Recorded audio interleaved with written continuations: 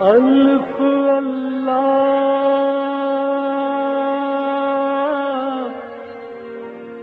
چمبے دل بوٹی میرے من وچ مرشد لائی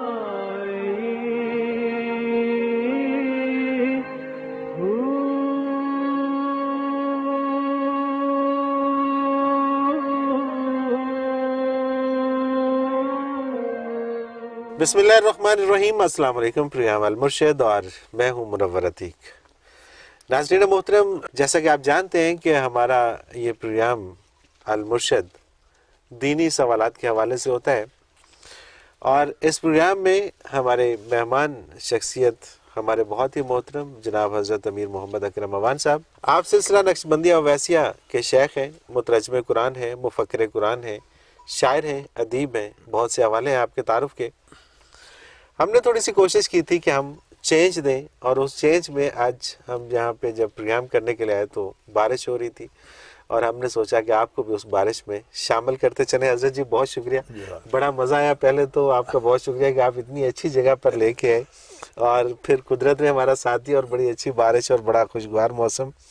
حضرت جی سوالات کا سلسلہ شروع کرتے ہیں۔ سعید احمد ایبٹ آباد سے یہ کہتے ہیں کہ جی میرے کچھ عزیز اور رشتہ دار ایسے ہیں کہ جنہوں نے بینک میں اپنے پیسے فکس کروا رکھے ہیں، یعنی کہ وہ سود کھا رہے ہیں، جس میں میرے قریبی رشتہ دار ہیں، مثلا سسر ہیں، بہنوئی ہیں، اور بہت قریبی رشتہ دار اور بھی۔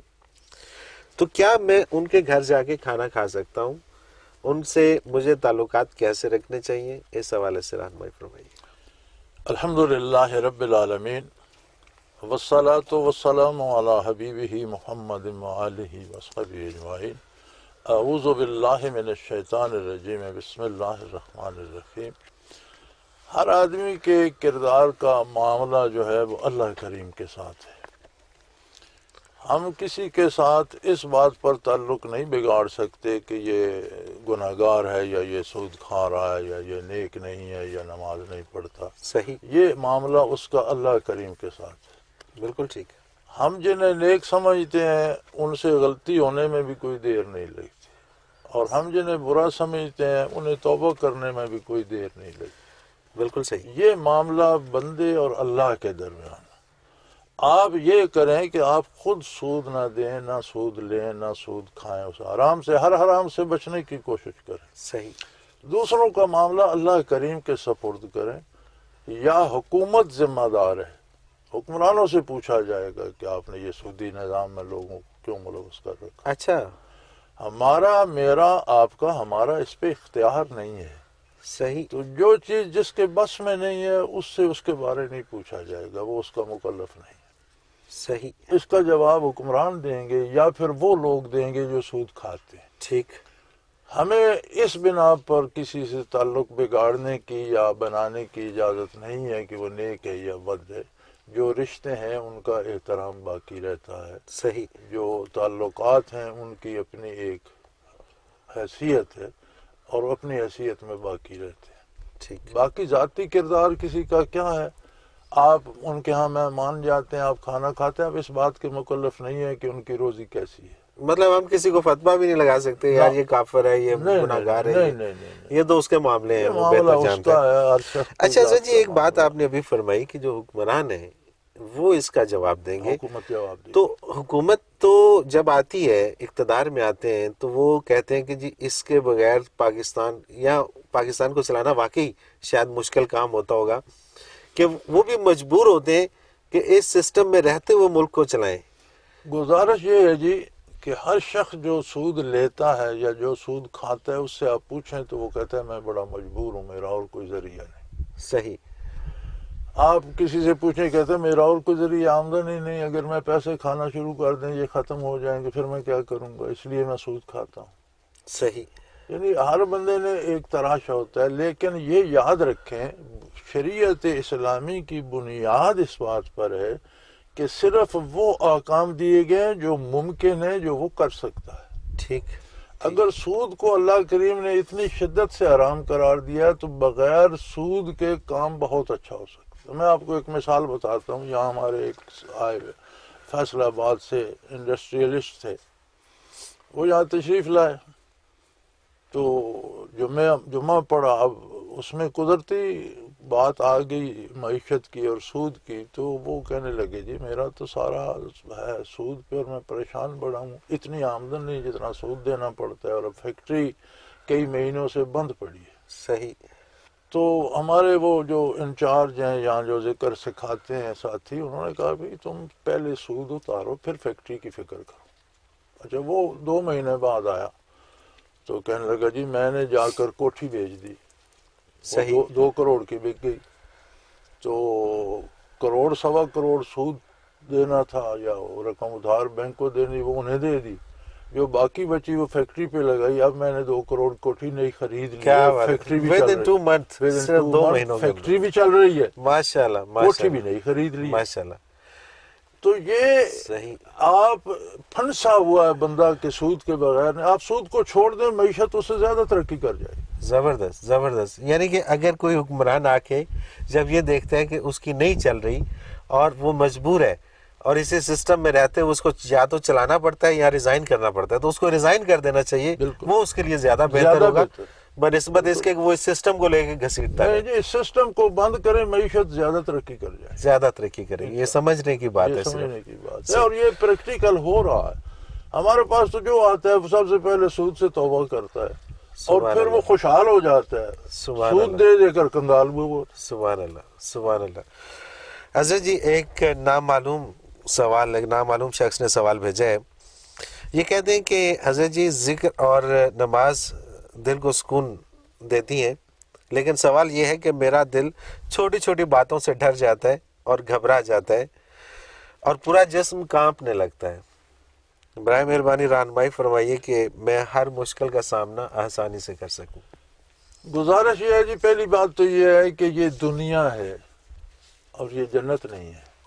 ٹھیک۔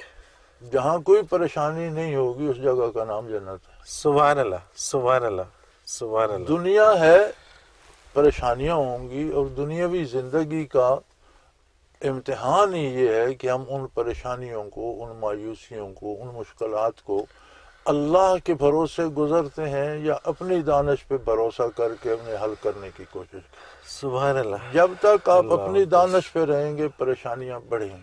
کیا بات کیا بات۔ جب آپ یہ دیکھیں گے کہ اس کام کا حل اللہ کے رسول صلی اللہ علیہ وسلم نے کیا بتایا اور شرعی طریقہ کیا ہے، آپ اسے اختیار کریں گے، انشاءاللہ مسئلہ بھی جلد حل ہو جائے گا، دل بھی پریشان نہیں ہو۔ سبحان اللہ سبحان اللہ۔ اب یہ جرت، یہ ایک ہمت چاہیے کہ بندہ اس پہ بھروسہ کرے کہ میں شریعت کے مطابق کروں تو ٹھیک ہوگا۔ اس کے لیے ذکر سپورٹ کرتا ہے۔ جب آپ اللہ اللہ کرتے ہیں صحیح تو آپ پر ایک کیفیت اللہ کی طرف سے وارد ہوتی ہے کہ آپ کو اللہ پر بھروسہ ہونے لگتا ہے۔ تو نماز باقاعدگی سے پڑھیں، ذکر کریں، چونکہ نماز اور ذکر اللہ سے تعلق کا ذریعہ ہے۔ جب اللہ سے تعلق ہوگا تو اللہ کے احکام پہ عمل کریں گے، مشکل نہیں رہے گی، پریشانی ختم ہو جائے گی۔ بالکل صحیح۔ اور یہ مشکل شاید اس لیے مشکل لگتی ہے کہ اس میں ہماری پسند ہم ناپسند اپنی شامل عقل ہو۔ سے حل کرنا چاہتے ہیں تو وہ ہم اسے حل نہیں ہوتے، صحیح صحیح۔ اگر اس کے احکامات کے مطابق اسے کریں کیا تو حل ہو جاتی حل ہو ہے۔ جاتا ہم اپنی عقل سے کرتے ہیں تو ایک مشکل کے حل ہونے کے بجائے ایک اور کھڑی ہو جاتی ہے، صحیح۔ پہلی بالکل اپنی جگہ رہتی ہے، دوسری ایک اور آ جاتی ہے۔ بالکل ایسے ہی ہے، بالکل ایسے ہی ہے۔ حضرت جی عائشہ خان نے لاہور سے یہ لکھتی ہیں کہ وضاحت فرمائیے گا کہ بیماریاں موروثی ہوتی ہیں؟ نہیں، یہ کوئی ضروری نہیں، ہوتی بھی ہیں نہیں بھی ہوتی، صحیح۔ یہ کوئی ضروری نہیں ہے۔ ایک چیز چلتی ہے، جینیٹک ڈیزیزز ہوتی ہیں، کچھ بیماریاں ایسی ہوتی ہیں جو منتقل ہو جاتی ہیں اولاد کو، لیکن یہ ضروری بھی نہیں۔ وہ چاہے تو سب کو تندرست کر دے، چاہے تو تندرست بندے کے معذور بیٹے پیدا کر دے، اور چاہے تو معذور کو تندرست اولاد دے دے۔ صحیح، یہ کوئی حتمی نہیں ہے یا یقینی نہیں ہے، ایسا ہو بھی سکتا ہے۔ صحیح صحیح۔ یہ ہے جی ماریہ عمر ہے لاہور کینٹ سے، یہ کہتی ہیں کہ حضرت جی انسان اپنی نیت کو کیسے خالص رکھ سکتا ہے؟ میں جب بھی کوئی کام، اچھا کام کرتی ہوں یا اچھا کرنے کا سوچتی ہوں تو ذہن میں خیال آتا ہے کہ پتہ نہیں اس میں میری نیت خالص ہے کہ نہیں ہے۔ گزارش یہ ہے جی، یہ سوال تو مجھے مزیدار نہیں لگتا کہ پتہ نہ ہو کہ میری نیت خالص ہے کہ نہیں۔ صحیح ظاہر ہے اس سے زیادہ کس کو پتہ ہوگا۔ اصل بات یہ ہے کہ اگر ہم نیت کو نہ جان سکتے تو نیت خالص کرنے کے مکلف ہی نہ ہوتے۔ ٹھیک، بالکل ٹھیک۔ اگر اللہ نے فرمایا کہ نیت خالص رکھو تو یہ ہمارے اختیار میں ہے۔ آپ ایک اچھا کام کرتی ہیں شابہ کے لیے کہ لوگ مجھے بڑا اچھا کہیں گے، تو نیت خالص نہیں ہے۔ آپ صحیح، اچھا کام کرتے ہیں کہ اللہ مجھ سے راضی ہوں گے، تو نیت خالص ہے۔ سبحان اللہ، سبحان یہ اللہ۔ بڑی سادہ سی بات ہے، اور اللہ کی رضا کے لیے جو کیا جائے وہ اچھا ہوتا ہے۔ صحیح، بالکل جہاں اللہ کریم نے لڑنے کو حکم دیا وہاں لڑنا اچھا ہے، جہاں صلح کا حکم دیا وہاں صلح اچھی ہے، سبحان جہاں اللہ، سونے کی اجازت دیا ہے وہاں سونا بھی عبادت ہے، اور جہاں سجدے کا حکم دیا ہے وہاں سجدہ عبادت ہے۔ سبحان تو اللہ، اللہ کی سبحان اللہ۔ رضا کے لیے جو کیا جائے وہ سب اچھا ہوتا ہے۔ کیا بات ہے، کیا بات ہے۔ بس صرف وہی ہے کہ اپنی انا اور اپنی پسند اپنی اور اپنی ناپسند اس کو وہ نکال دیں دیں۔ تو اللہ پھر کے نیت لیے خالص جو ہے۔ کریں گے وہ اچھا بھی ہوگا اور آپ کے لیے فائدہ مند بھی ہوگا، صحیح، دنیا میں بھی اور آخرت میں۔ صحیح۔ اور اگر یہ سوچ کے کریں کہ یہ کام میں اللہ کے اچھا کام ہے لیکن مجھے لوگ اچھا کہیں گے، نہیں وہ پھر تو اللہ پھر کے لیے نیت ٹھیک نہیں ہے، وہ اللہ کے لیے پھر نہیں اللہ ہے۔ کے لیے نہیں ہے۔ صحیح۔ اچھا جی، یہ ایک سوال ہے جی محمد ابراہیم عسکری 10 لاہور کینٹ سے۔ یہ کہتے ہیں کہ جو مانگنے والے ہیں سڑکوں پہ چوراہوں پہ، ان کو کیا دینا چاہیے، ان کے بارے میں کیا احکامات ہیں، رہنمائی فرمائیے گا۔ گزارش یہ ہے جی کہ اچھا مصرف یہ ہے کہ جن لوگوں کو آپ جانتے ہیں کہ یہ محتاج ہیں ان کو دیں۔ ٹھیک ہے، یہ جو سڑکوں پہ مانگا جاتا ہے اس میں بہت سے غریب مستحق بھی ہوتے ہیں، لیکن اکثر یہ ایک پیشہ بن گیا ہے، لوگوں نے پالے ہوئے ہیں گداگر، ان سے بھیک منگواتے ہیں، جی اور خود بڑے بڑے سرمایہ دار ہیں، بالکل ایسے ہی ہے۔ انہیں دال روٹی دے دیتے ہیں کھانے کے لیے، باقی پیسے وہ لے لیتے ہیں۔ تو یہ جو پیشہ ور گداگر ہیں ان کو سنبھالنا، ان کو روکنا یا ان کا انتظام کرنا یہ حکومت کی ذمہ داری ہے۔ ٹھیک ٹھیک، حکومت کو چاہیے، اور اگر حکومت معیشت سے سود نکال دے تو شاید کوئی گداگر اور کوئی چور باقی نہ رہے۔ نہ رہے، بالکل ٹھیک بات، بالکل ٹھیک۔ لارڈ میکالے کا اس نے جا کر انڈیا سے واپس جا کر 1932 میں جو کانگریس میں بیان دیا تھا، وہ اس کی ایک کاپی بھی میرے پاس پڑی ہے، تو اس نے کہا تھا کہ I have travelled from east to west all India and from north to south, I saw no beggar نو تھیف۔ اچھا، اتنی معیشت مضبوط تھی بلا سودی کہ مغلوں کے بعد سکھا شاہی آئی، مغلوں کا صحیح، زوال آیا، صحیح، جب انگریز آئے تو خانہ جنگی پہلے ہو رہی تھی اور 10 گاؤں کے حکمران بنے ہوئے تھے، لیکن وہ معیشت اس وقت بھی اتنی آ رہی تھی کہ وہ لارڈ میکالے بھی کہتے ہیں کہ میں ہندوستان کے مشرق سے مغرب، شمال سے جنوب تک پھروں، کوئی ایک گداگر، کوئی ایک چور میں نے نہیں لیا۔ کیا بات، یہ کیا بلا بات، سودی معیشت، صحیح۔ اور جب ظاہر سود کا سسٹم ہے سارا تو پھر اس میں تو ساری برائیاں آ ساری جائیں گی۔ برائیاں آئیں گی اور یہ لوگ پیشہ بنائیں گے، کیونکہ سود میں آپ کا آبجیکٹو بن جاتا ہے پیسہ۔ صحیح، سودی معیشت میں آپ کسی کی سہولت یا کسی کی بھلائی کے لیے نہیں کرتے، پیسے کو ملٹی پلائی کرنے کے لیے کرتے ہیں، یہ بیس ہے سود کی۔ بالکل ٹھیک بات، تو اس میں اخلاقیات بھی مارے گئے، لوگوں کے حقوق بھی مارے گئے، مقصد پیسے کو ملٹی پلائی کرنا۔ صحیح صحیح، بلا سودی معیشت ہوگی تو پھر وہ اپنے اور دوسروں کے فائدے کے لیے ہوگی، کیا بات ہے، اس کیا کی بات، بنیاد یہ ہوگی کہ عام آدمی کو بھی فائدہ پہنچے۔ فائدہ پہنچے، بالکل صحیح، سود میں بنیاد ہوگی کہ پیسہ ملٹی پلائی ہو، خواہ عام آدمی مرتا ہے یا جیتا ہے۔ بالکل صحیح، بالکل تو صحیح۔ دونوں کے ٹارگٹ مختلف ہیں، دونوں کے نتائج مختلف ہیں۔ سبحان اللہ، سبحان اللہ۔ حضرت جی سہیل انور ہیں گجرانوالہ سے، یہ کہتے ہیں کہ اپنی جاب کے دوران جب میں کمپیوٹر پر کام کر رہا ہوتا ہوں تو میں نعتیں سنتا رہتا ہوں اور اکثر نعت کے الفاظ بھی دہراتا رہتا ہوں، یعنی میری توجہ رہتی ہے۔ کیا میرا ایسا کرنا خلاف ادب نعت ہے یا میں یہ سن سکتا ہوں؟ اور دوسرا یہ کہ کیا میں کمپیوٹر پہ کام کرنے کے دوران آپ کا ٹی وی پہ بیان سن سکتا ہوں؟ گزارش یہ ہے کہ مجھے تو تھوڑا سا اس میں یہ کنفیوژن ہو رہا ہے کہ کمپیوٹر بڑا سینسٹیو ہوتا ہے، اور جب آپ کام کرتے ہوئے توجہ دوسری طرف ہوگی تو شاید کچھ گڑبڑ نہ ہو جائے۔ گڑبڑ نہ ہو جائے، ٹھیک کیونکہ ہے، بڑا سینسٹیو ہوتا ہے بالکل کمپیوٹر، صحیح۔ جسٹ ٹچ سسٹم ہوتا ہے، جی ہاں، کہیں انگلی لگ گئی۔ دوسری بات یہ ہے کہ نعت میں کچھ نعتیں تو ایسی ہیں جو ہیں ہی گستاخ، صحیح، ان کے شعر، ان کی ادائیگی، ان کا کچھ ایسی ہیں جو ہندوستانی گانوں کے طرز میں ہیں، اس میں اچھی بات بھی ہو تو بھی انداز دوسرا ہے، گانوں کی نقالی بالکل کا ٹھیک، انداز، تو انہیں تو نعت کہنا نہیں چاہیے۔ کچھ ٹھیک ہے۔ ایسی ہیں وہ جیسے بھر دو جھولی میری یا محمد، اور کوئی میں مدینے سے جاؤں گا خالی، اور یہ وہ اس طرح کی یہ گستاخیاں ہیں، ٹھیک ہے، نعت کے نام پر گستاخیاں۔ صحیح، نعت وہ ہے جس میں واقعی حضور اکرم صلی اللہ علیہ وسلم کی وہ تعریف کی گئی ہو جو آپ کی اللہ نے کی ہے، سبحان جو اللہ، قرآن و حدیث سبحان میں اللہ۔ ملتی ہے، وہ تعریف کی گئی ہو، وہ نعت اور جو نعت کے اصل معنی بھی ہیں، مانی۔ معنی بھی، بالکل صحیح، دوسری بات یہ ہے کہ انسانی ذہن یک وقت دو کام نہیں کرتا، ٹھیک ہے، آپ ادھر اسے لگائیں گے تو ادھر سستی کرے گا۔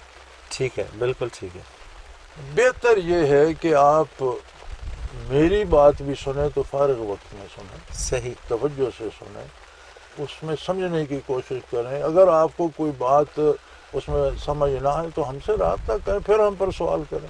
بالکل ٹھیک، بالکل نہیں؟ ٹھیک، بالکل تو صحیح، جب آپ دو کام کر رہے ہوں گے تو دو میں سے ایک بھی مکمل نہیں ہوگا، صحیح، ایک نہ بات- ادھر کے رہیں گے نہ ادھر نہ ادھر کے۔ بالکل دوسری صحیح، بات یہ ہے کہ حضور اکرم صلی اللہ علیہ وسلم سے تعلق رکھنے کا سب سے اعلیٰ طریقہ درود شریف کا پڑھنا۔ سبحان اللہ، سبحان اللہ، نبی کریم صلی اللہ علیہ وسلم کا ارشاد ہے کہ جو درود شریف کو وظیفہ بنا لے، ہمیشہ پڑھتا رہے، اسے نہ دنیا میں پریشانی ہوگی نہ آخرت۔ کیا بات، سب سے کیا اعلیٰ بات۔ وظیفہ۔ تو آپ نعت پڑھنا چاہتے ہیں تو درود شریف پڑھیں۔ سبحان اللہ، سبحان اللہ، ڈوموں بھانڈوں کی گائی ہوئی نعتوں میں کیا رکھا؟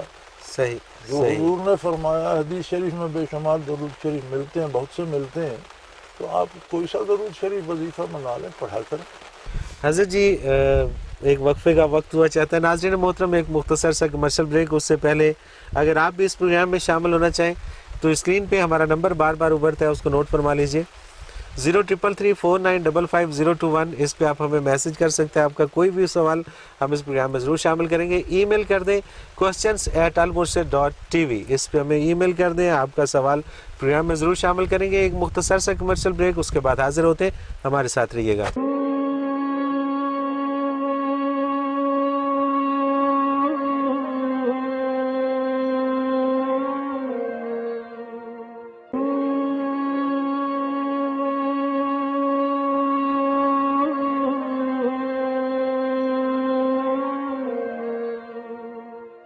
پروگرام میں ایک بار پھر خوش آمدید ناظرین، آپ کے سوالات ہیں اور رہنمائی کے لیے ہمارے ساتھ موجود ہیں ہمارے بہت ہی محترم جناب حضرت امیر محمد اکرم اعوان صاحب۔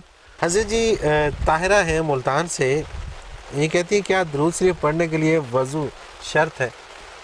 وضو شرط ہے صرف نماز کے لیے۔ ٹھیک ہے، جب نماز فرض ہوتی ہے تو اس کی وجہ سے وضو فرض ہو جائے۔ صحیح، صحیح، نماز کے علاوہ کسی عبادت کے لیے وضو شرط نہیں ہے، لیکن اگر وضو ہو تو بہت اچھا۔ بہت اچھا، ٹھیک ہے، باوضو رہنا بجائے خود عبادت، بالکل صحیح، اگر وضو ہو تو بہت اچھا ہے۔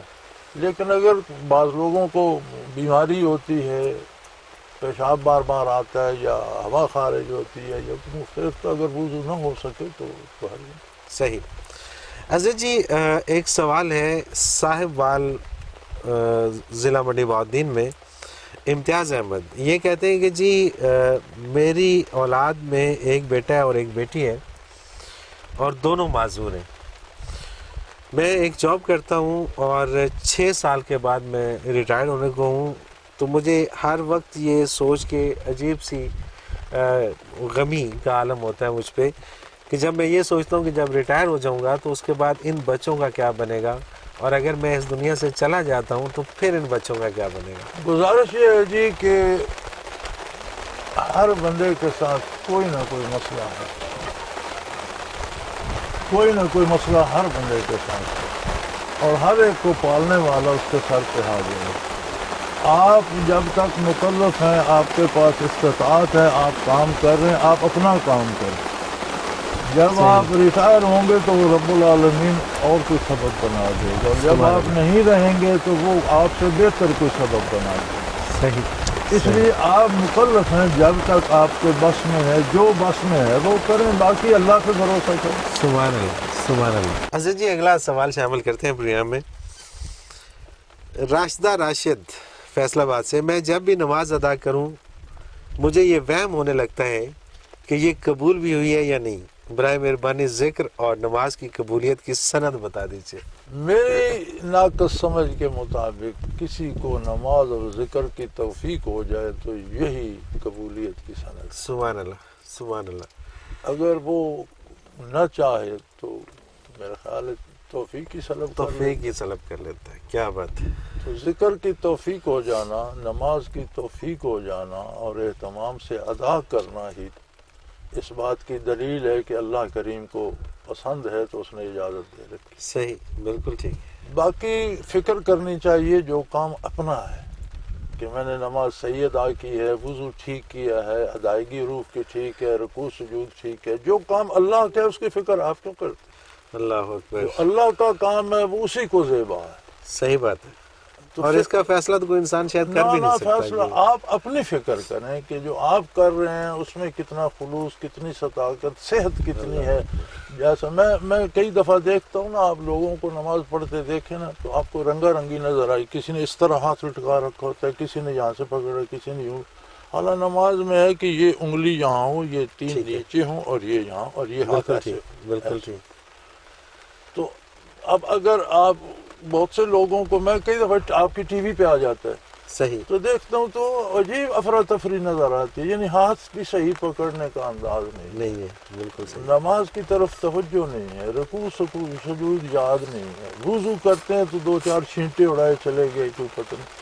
تو یہ بندے کے ذمے جو ہے، بندہ اس کا اہتمام کرے جو اللہ کی بارگاہ میں اس سے بہتری کی امید ہے۔ یعنی کہ خانہ پوری نہ کی جائے بلکہ عبادت دل سے کی جائے اور پورے پھر اہتمام سے کی جائے، ٹھیک ہے، اور یہ یقین رکھا جائے کہ جس نے توفیق دی ہے وہ قبول بھی کرنا۔ سبحان اللہ۔ اور یہ یقین اور امید ہی ہے کہ جس پہ انسان جو ہے وہ تفضل حسین ہے جی خانہ وال سے، یہ لکھتے ہیں جی بہت سے کام ایسے ہیں جنہیں میں سمجھتا ہوں کہ انہیں کرنا درست نہیں، گناہ ہے، لیکن پھر بھی میں خود کو روک نہیں پاتا۔ قرآن کریم میں سورہ بقرہ کے شروع میں ہی آتا ہے،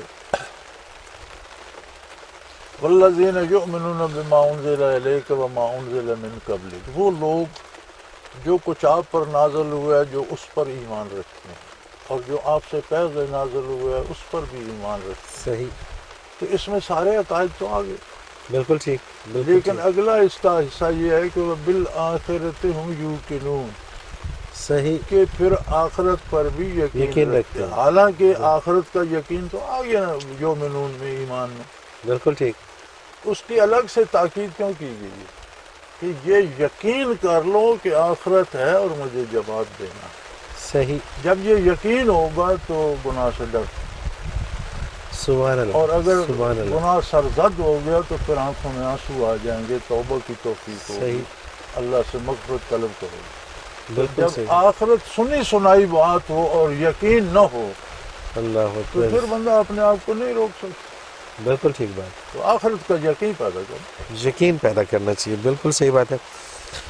عاطف حسین ہے چک رام داس نو، یہ کہتے ہیں جی ہم سب بحمدللہ مسلمان ہیں، آگے مختلف فرقے ہیں، اب اگر ہم یہ جاننا چاہیں کہ ان میں سے کون سا فرقہ حق پہ ہے تو اس کے لیے کیا پیمانہ درکار ہے؟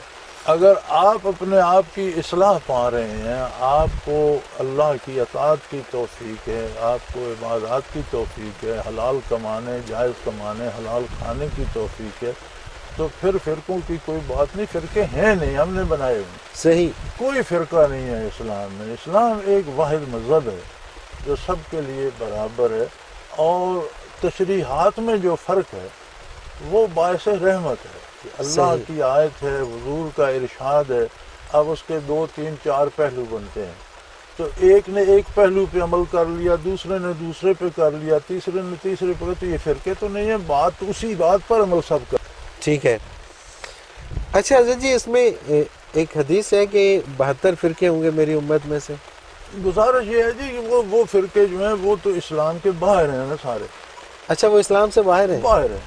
ٹھیک ہے. اسلام تو ایک ہی فرقہ ہے. اسلام ایک فرقہ ہے. اسلام میں یہ فرق ہے. اب دیکھیں نا، کچھ لوگ آمین اونچی آواز سے کہتے ہیں، صحیح. کچھ آہستہ کہتے ہیں، ہم آہستہ کہتے ہیں، صحیح. لیکن حضور سے ثابت ہے آمین آہستہ کہنا بھی اور بلند کہنا بھی. ہم جو آہستہ کہتے ہیں، ہم کہتے ہیں کہ زیادہ حضور نے آہستہ کہیے، یہ زیادہ بہتر ہے، لیکن وہ بھی ٹھیک.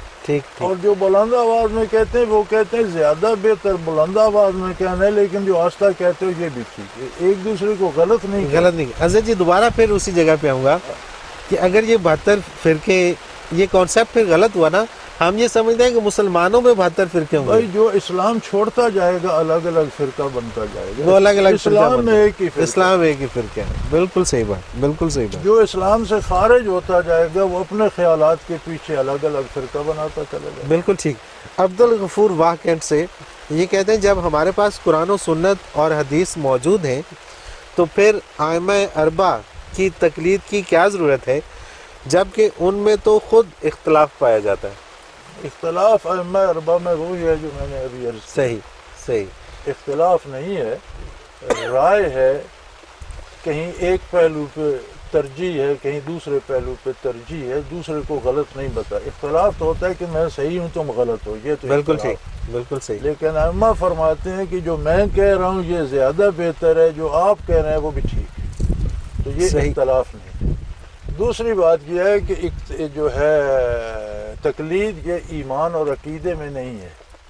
ٹھیک ہے. عقیدہ اور ایمان قرآن و سنت کے مطابق ہی ہوگا.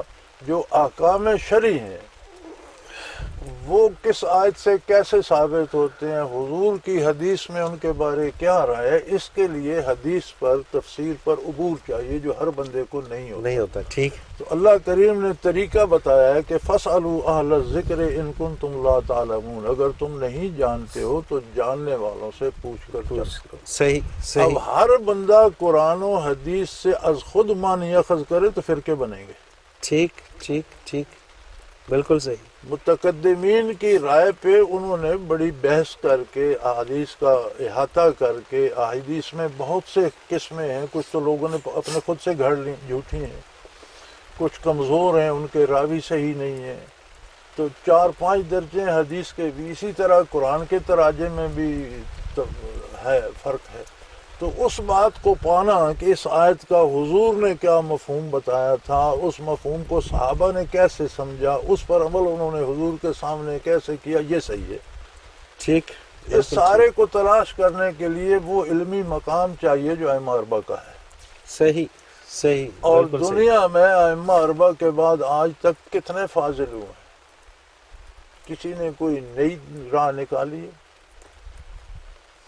اگر سارے بڑے بڑے فاضل انہی کی تقلید کر رہے ہیں تو میں اور آپ کیا کریں گے؟ بالکل ٹھیک ہے. تو تقلید ہمیں احکام کو سمجھنے کے لیے کرنا پڑتی ہے. عقیدے میں تقلید نہیں ہے، وہ قرآن و حدیث میں. صحیح.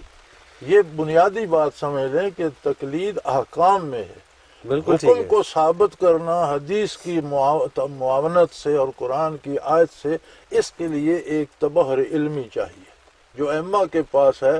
اور تب سے لے کر آج تک کوئی ان کا ہمسر نہیں ہوا کہ کسی نے کہا کہ میری تقلید کرو، میں یہ بتاتا ہوں. بالکل. یعنی انہوں نے ایسے فیصلے کیے ہیں جو تاحال وہی قائم ہے. بالکل ٹھیک. تو میں اور آپ کہاں جائیں گے؟ اور اللہ کا حکم ہے، قرآن کی آیت ہے کہ فَاسْأَلُوا أَهْلَ الذِّكْرِ، جاننے والوں سے پوچھو. إِن كُنتُمْ لَا تَعْلَمُونَ، اگر تم خود نہیں جانتے. سبحان اللہ. تو ہم لا تعلمون ہیں، ہمیں ان سے پوچھنا پڑتا. بے شک.